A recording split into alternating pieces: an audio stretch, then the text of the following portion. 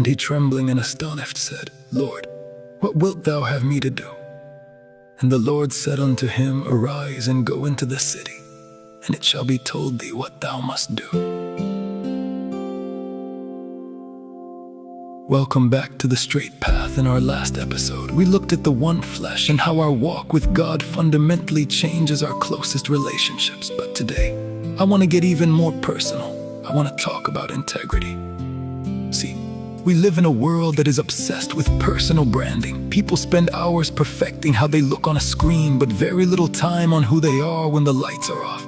But if we say we are Christians, if we claim to be followers of the Most High, then there has to be a before and an after.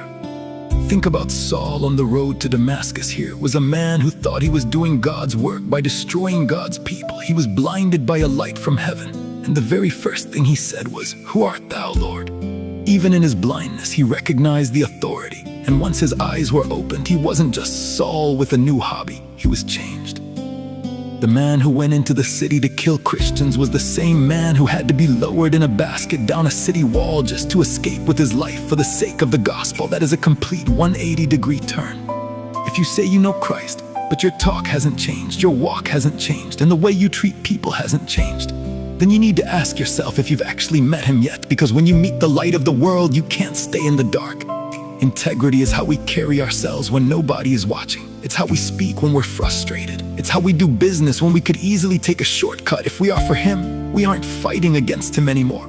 We aren't trying to see how close we can get to the world without falling in. We are walking in the opposite direction.